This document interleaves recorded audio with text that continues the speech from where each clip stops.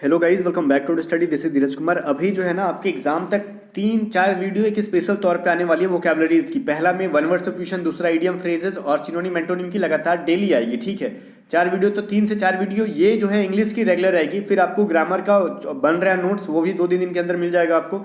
बाकी रागा वागा का तो चल ही रहा है। देखो, ये जो 4 क्लासेस वोकैबुलरीज की आ रही है ना, उसको एग्जाम तक फॉलो करो।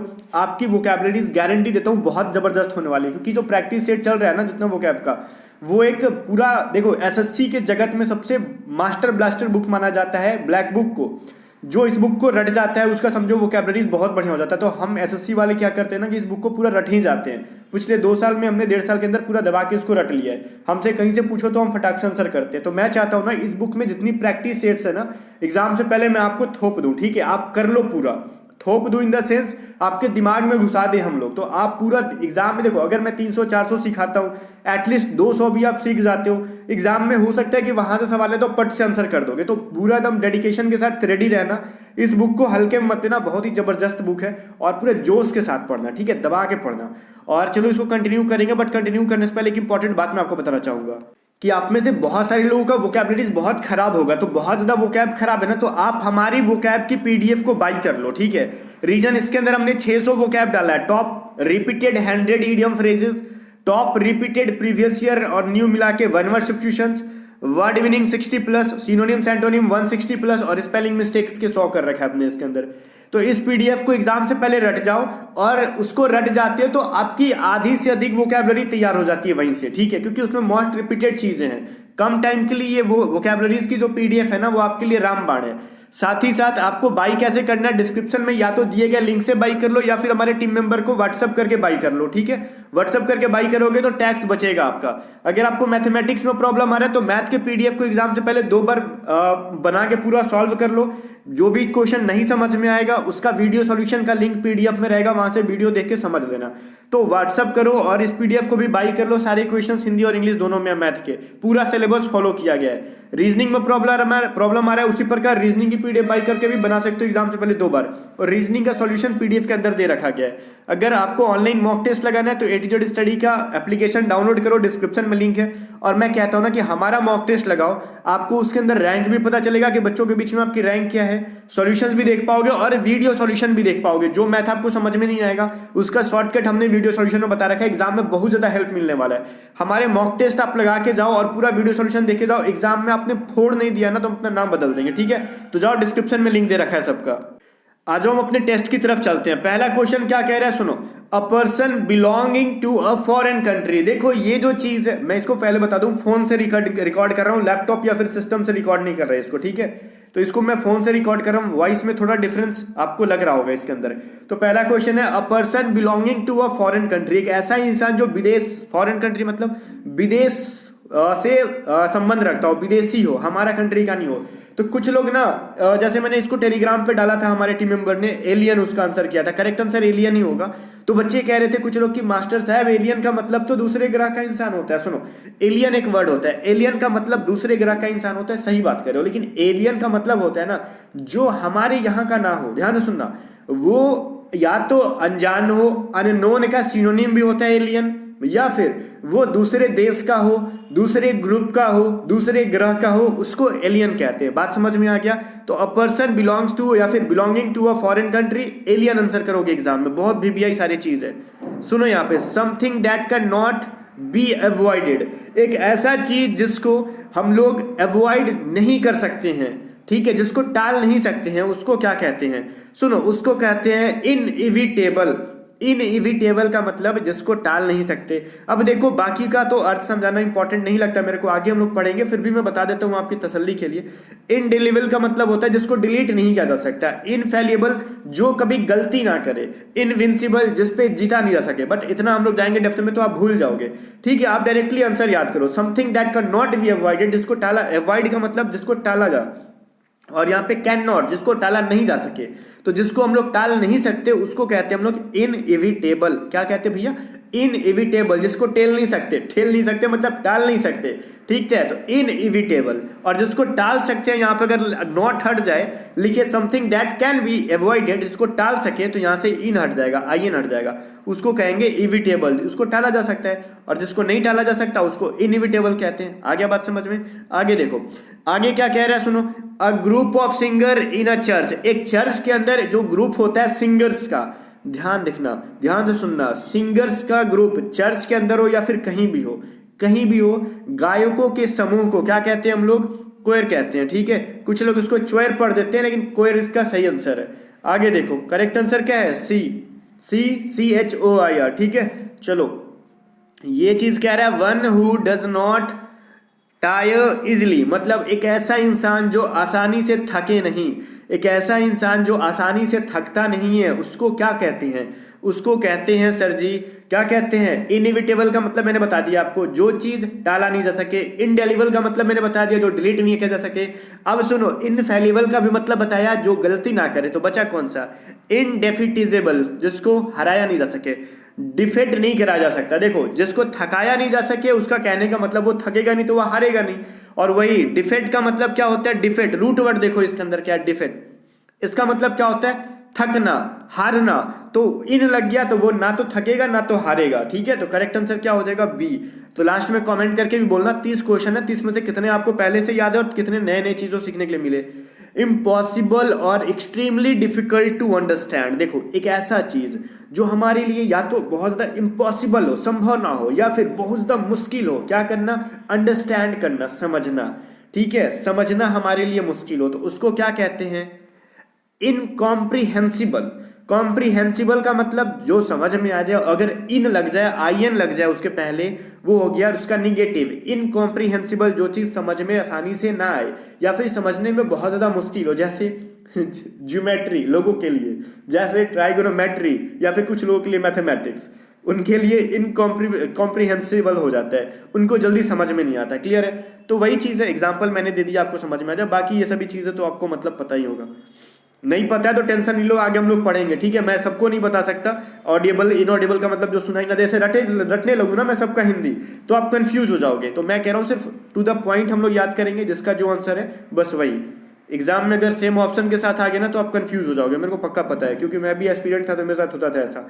अ type of dome shaped shelter build from block of solid snow, इसका मतलब क्या होता है ये चीज बताओ। देखो, ये कह रहा है डोम शेप्ड, डोम कैसा होता है? ऐसे डोम, ऐसा गोलाकार, ठीक है, गुंबद के आकार का। शेल्टर, रहने का ठिकाना। शेल्टर का मतलब, ध्यान से सुनो, यहां पे ना आराम आराम से पढ़ो। डोम शेप मतलब इस तरीके से गुंबद के आकार का शेल्टर, जिसमें रहा जाए। Build from blocks of solid snow, किस चीज से बनाया गया है? Solid snow. स्नो का मतलब बर्फ, कठोर बर्फ से बनाया गया। तो कठोर बर्फ से बनाया गया रहने वाली जगहों को क्या कहते हैं? बचपन में पढ़ा था ना, बचपन का प्यार है आपका, कि बताओ ठंडे प्रदेशों में जो घर बनाई जाती हैं बर्फ से, उसको क्या कहते हैं? इग्लू। इग्लू, ठीक है, इलू इलू नहीं, इग्लू, याद रखिएगा आप सभी, इग्लू कहते हैं उसको, ठीक है। कैसा शेप होता है उसका? डोम शेप्ड। शेल्टर, रहने का जगह। सॉलिड बाय में, देखो, build from block of solid snow, मतलब सॉलिड स्नो के ब्लॉक से बनाया जाता है, मतलब बर्फ के टुकड़ों से बनाया जाता है। क्लियर है? आगे देखो, that which can not be taken by force, देखो जिस चीज को हम लोग फोर्सली ले नहीं सकते हैं, मतलब उस पर दबाव देके, उसको जोर देके हम लोग उसका ले नहीं सकते, क्या कहते हैं उसको? इम्प्रिग्नेबल। जिसपे क्या कहते हैं उसको? इम्प्रिग्नेबल का मतलब होता है जिसको जोर देके या फिर जिसको हरा के उससे हम लोग छीन नहीं सकते, ठीक है, वही चीज है।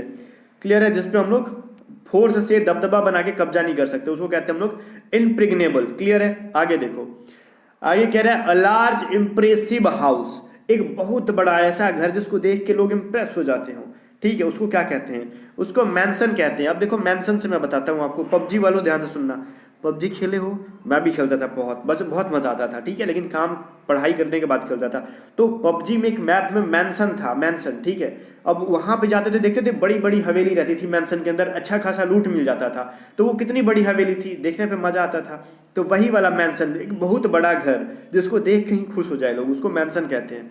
क्लियर है? अब देखो, अ रैबिट्स ड्वेलिंग, रैबिट्स ड्वेलिंग का मतलब रहने का जगह। तो खरगोश के रहने के जगह को क्या कहते हैं? ब्यूरो मतलब गड्ढा खोद के या फिर जहां भी पेड़ छालों में बना के रहता है ना, तो खरगोश के रहने की जगह को कहते हैं ब्यूरो। क्लियर है?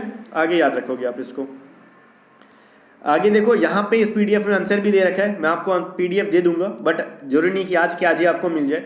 आगे देखो, अ sound that can not be here, तो यही चीज मैं पहले बोला था, इनऑडिबल जो ऊपर में था, मैंने कहा था ना कि पढ़ो मत, जैसे मैं ऊपर में दिखा रहा हूँ। आप लोग सोच रहे होगे कि बाकी लोगों का क्यों नहीं, देखो यहाँ पर भी इनऑडिबल था, नहीं बताने की जरूरत है क्योंकि सभी चीजों के बारे में आगे हम जाके पढ़ेंगे। इनऑडिबल का मतलब होता है क्या, जो चीज सुनाई नहीं दे। A sound that can not be hear, जिसको हम सुन ना सके उसको क्या कहते हैं, इनऑडिबल, जिसको सुनाई नहीं दे सकते। ठीक है, बाकी सबका तो मैंने पढ़ाया, इनएविटेबल का, इनकम्प्रिहेंसिबल का। इलिजिबल का मतलब जो होता है क्या होता है भैया, जिसको हम पढ़ नहीं सकते। ठीक है, चलो आगे हम लोग पढ़ेंगे, टेंशन नहीं लो, उतना नहीं सोचना। आगे देखो, सेट नंबर 2 है, ये सेट नंबर 2 है। टोटल यहाँ पे 30 सेट्स है, मैं सब एग्जाम से पहले खत्म करा दूंगा। देखो, अ person, animal or plant much below the usual height, एक ऐसा इंसान या फिर कोई जानवर या फिर कोई पौधा जो अपने प्रायः, जो जनरली एक हाइट होता है ना, उस हाइट से छोटा हो, उसको क्या कहते हैं, बोना। बोना को इंग्लिश में क्या कहते हैं, ड्वार्फ। ड्वार्फ, ठीक है, जैसे हमारा क्या था, ये एक प्लूटो क्या था, ड्वार्फ प्लैनेट था, बोना ग्रह था, याद है ना, तो वो बाकी प्लैनेट से छोटा था, बोना, तो उसी को कहते हैं बोना। आगे देखो, क्वेश्चन नंबर 2 कह रहे हैं, ए स्टूडेंट हु आइडली और without excuse absent himself herself from school. देखो, हिमसेल्फ हरसेल्फ हो सकता है वो मेल और फीमेल कुछ भी हो। ठीक है, विदाउट एक्सक्यूज absent मतलब एक ऐसा इंसान, एक ऐसा स्टूडेंट, ठीक है, जो बिना बताए ना वो खुद के मर्जी से छुट्टी मार ले। ठीक है, यही मतलब छुट्टी मार ले, उसको ट्रॉन्ट कहते हैं। ठीक है, भगोड़ा। क्लियर है? तो स्कूल में से जब छुट्टी मारते थे, देखो इटिनरेट का मतलब होता है घुमक्कड़, कुछ लोग सोच रहे होंगे ये नहीं होगा, करेक्ट आंसर क्या होगा, ट्रॉन्ट होता है इसका। ठीक है, बिना बताए भाग जाते हैं जो स्कूल से, उसी को कहते हैं। क्वेश्चन नंबर 3 क्या कह रहा है, a person, animal or plant belonging original to place. ठीक है, देखो एक ऐसा पर्सन या फिर कोई एनिमल या फिर प्लांट जो अपने ओरिजिनल प्लेस से, ओरिजिनली टू प्लेस मतलब जहां से ओरिजिन हो उसका, जहां से उसका उत्पत्ति हो। ठीक है, उत्पत्ति वाली जगह को क्या कहते हैं, उसको हम लोग नेटिव कहते हैं। नेटिव का मतलब ही होता है हमारा जहां से उत्पन्न हुआ है। उत्पन्न मतलब जैसे आप मान लो यूपी में, कुछ लोग देखा मैंने टेलीग्राम पे डाल रहे थे कि मैं पांडेपुर से हूँ, तो आपका ओरिजिन कहाँ है, पांडेपुर में। कुछ लोग कानपुर वाले हैं, तो कानपुर का ओरिजिन, उनका ओरिजिन कहाँ है, कानपुर में। ठीक है, तो वही कहते हैं उसको नेटिव। आपका नेटिव प्लेस क्या है, तो किसी का पांडेपुर है, तो किसी का कानपुर है, तो हमारा बिहार में है। ठीक है, तो उसी को कहते हैं जहां से आपका ओरिजिन होता है। आगे देखो, अ वर्क हु वंडर्स, रुक जाओ तुप गया, ढक गया था ऐसे लाइन खींचने से। Work who wanders from place to place and lives by belongings, sorry begging, belonging नहीं है बेगिंग। देखो, work who wanders from place to place and lives by begging, एक ऐसा इंसान जो एक जगह से एक जगह घूमता हो और भीख मांग के जीता हो, उसको वैग्रेंट कहते हैं। जो एक जगह से एक जगह घूमे उसको ट्रॉन्ट नहीं कह सकते, ट्रॉन्ट तो भगोड़ा होता है ना, भाग जाता है। एक वैग्रेंट का मतलब होता है क्या, एक जगह से दूसरी जगह घूमे। वैग्रेंट ऊपर में भी था, मैंने बताया नहीं था क्योंकि मुझे पता आगे जाके मिलने वाला है। मतलब वो घूम घूम के भीख मांगता है और जीवन अपने यापन कहता है, उसको वैग्रेंट कहते हैं। ठीक है, आगे देखो, स्टेट ऑफ परफेक्ट बैलेंस, एक ऐसा सिचुएशन, एक ऐसी स्थिति जहां पे परफेक्ट बैलेंस हो, सब कुछ संतुलित हो, उसको कहते हैं इक्विलिब्रियम। ठीक है, इसको बोलने में प्रॉब्लम होगा बट यहाँ पे ध्यान सुनो।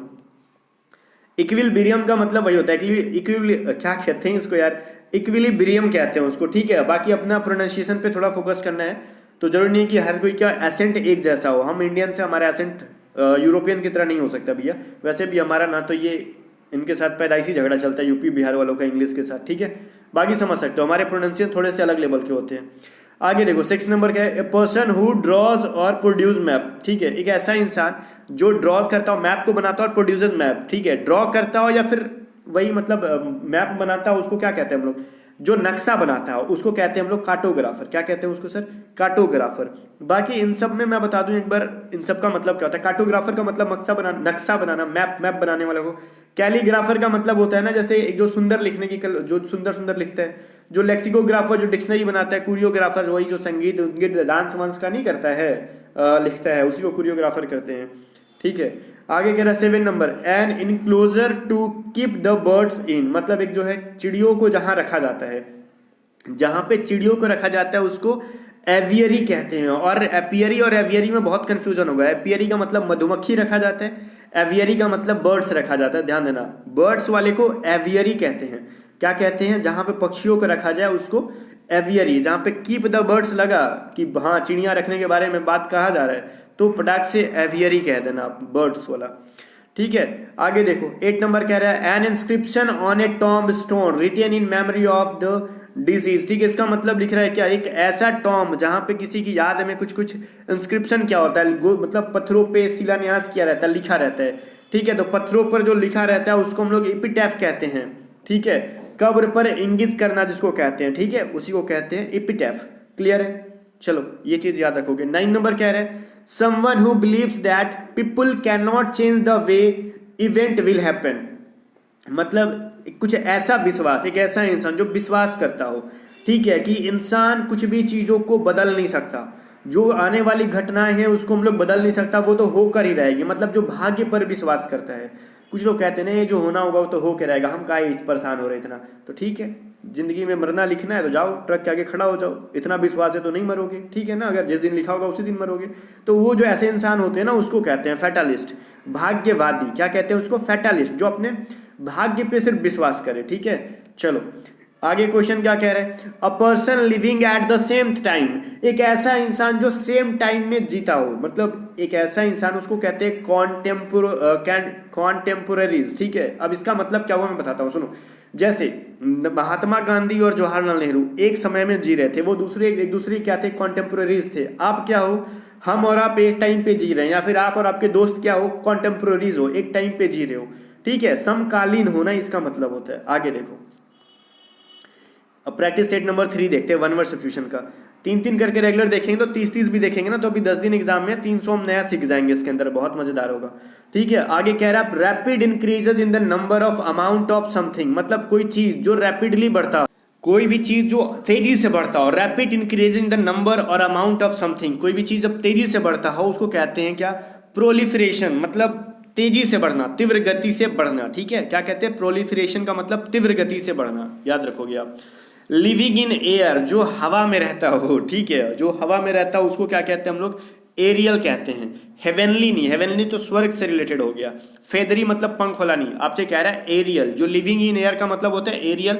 बहुत सारे लोग इसका ना उल्टा सीधा आंसर कर देते हैं, एयर ही मार देते हैं। ठीक है, तो वैसा नहीं है, एरियल हो जाएगा correct answer.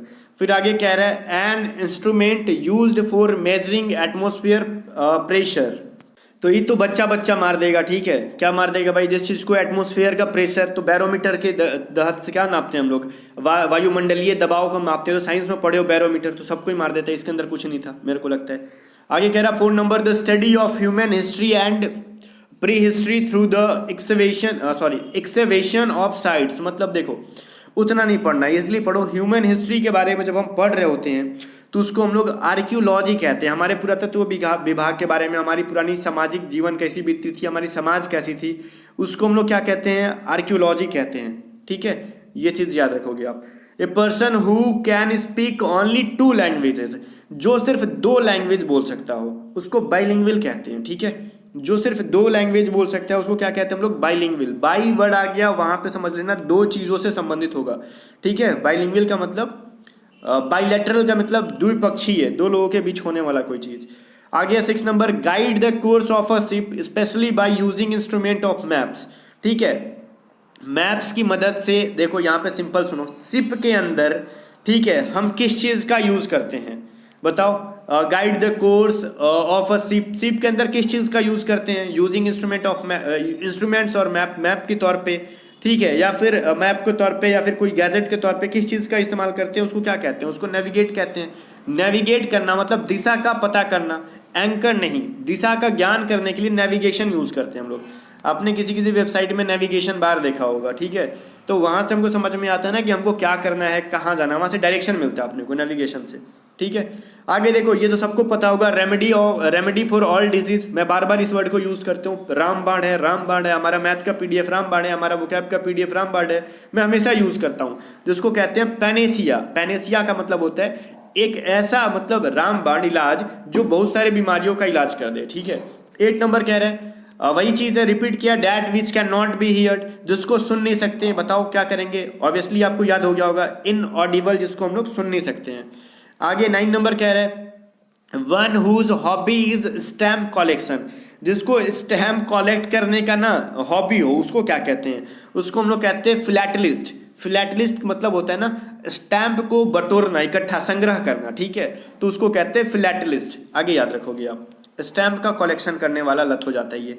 One who is in charge of a museum of or art gallery, जो एक ऐसा इंसान जिसको म्यूजियम का या फिर आर्ट गैलरी प्रदर्शनी स्थल का क्या किया जाए, इंचार्ज बना दिया जाए। लो भैया तुमको रक्षा करना है, यहाँ का देख रेख करना है, उसको क्यूरेटर कहते हैं। क्या कहते हैं भैया?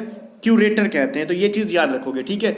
बाकी फिर से एक बार रिपीट कर दूं मैं, जाने से पहले आप टेस्ट सीरीज का लिंक डिस्क्रिप्शन में अपना एप्लीकेशन डाउनलोड करो A to Z स्टडी का, और टेस्ट सीरीज दबा के दो वहां से। और सारे पीडीएफ्स को बाई करने के लिए व्हाट्सअप करो 7279047787। मिलते हैं नेक्स्ट वीडियो में, तब तक बाय बाय। वीडियो को लाइक करके शेयर कर देना, A to Z स्टडी को सब्सक्राइब कर लेना।